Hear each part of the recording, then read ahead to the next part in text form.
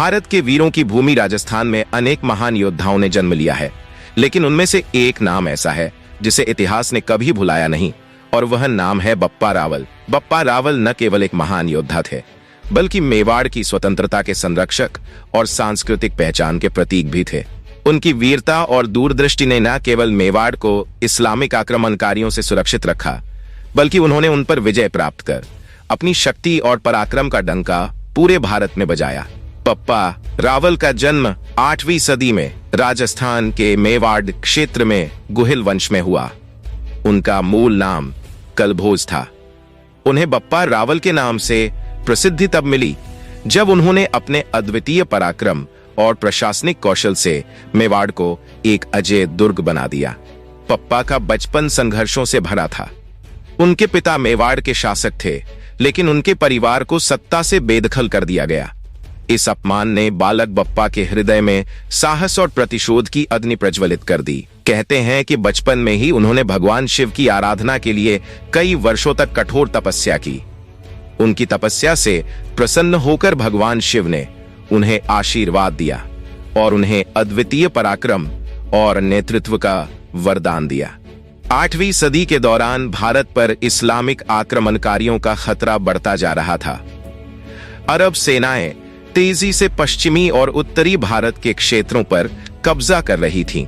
इस दौरान सिंध के शासक दाहिर का पराजय हो चुका था और अरब सेनाओं का अगला लक्ष्य मेवाड़ था। अरब आक्रमणकारियों के अत्याचार से मेवाड़ की जनता त्रस्त हो चुकी थी। बप्पा रावल ने इस चुनौती को स्वीकार किया। उन्होंने अपनी सेना को संगठित किया, जिसमें राजपूत योद्धाओं का अद्वितीय दल शामिल था। उनकी सेना न केवल पराक्रमी थी, बल्कि उनके नेतृत्व में एकजुट भी थी। चित्तौड़, जो मेवाड़ की राजधानी थी, पर अरब सेनाओं ने कब्जा कर लिया था। बप्पा रावल ने सबसे पहले चित्तौड़ को मुक्त कराने की योजना बनाई। उन्होंने अपनी सेना के साथ गुप्त रूप से रणनीति बनाई और दुश्मनों पर अचानक हमला किया। यह युद्ध न केवल रणनीति का उत्कृष्ट उदाहरण था, बल्कि बप्पा की वीरता का भी परिचायक था। उन्होंने न केवल चित्तौड़ को मुक्त कराया, बल्कि दुश्मनों को ऐसा सबक सिखाया कि वे फिर कभी मेवाड़ की ओर देखने की हिम्मत नहीं कर सके।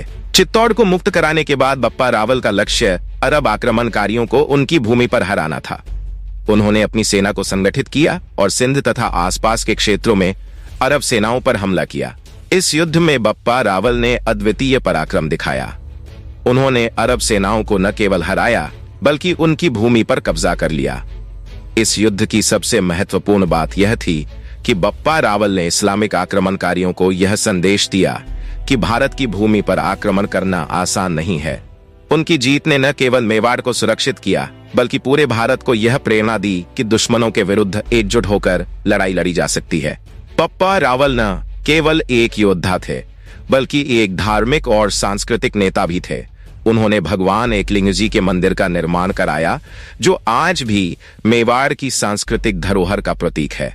वह भगवान शिव के अनन्य भक्त थे और उन्होंने अपनी जीत को हमेशा ईश्वर की कृपा माना। उनके शासनकाल में मेवाड़ न केवल राजनीतिक रूप से मजबूत हुआ, बल्कि सांस्कृतिक और धार्मिक रूप से भी समृद्ध हुआ। उन्होंने अपने राज्य में धर्म, कला और संस्कृति को प्रोत्साहित किया और अपनी प्रजा के कल्याण के लिए अनेक कार्य किए। बप्पा रावल का जीवन साहस, नेतृत्व और बलिदान का प्रतीक था। उनकी वीरता ने न केवल मेवाड़ को सुरक्षित किया, बल्कि भारत के अन्य राज्यों को भी प्रेरणा दी। उनके उत्तराधिकारी उनके दिखाए मार्ग पर चलते रहे और मेवाड़ की स्वतंत्रता को बनाए रखा। बप्पा रावल का नाम आज भी इतिहास में स्वर्ण अक्षरों में लिखा गया है। उन्होंने यह साबित किया कि सच्चा राजा वह है जो अपने राज्य और प्रजा की रक्षा के लिए हर संभव प्रयास करता है।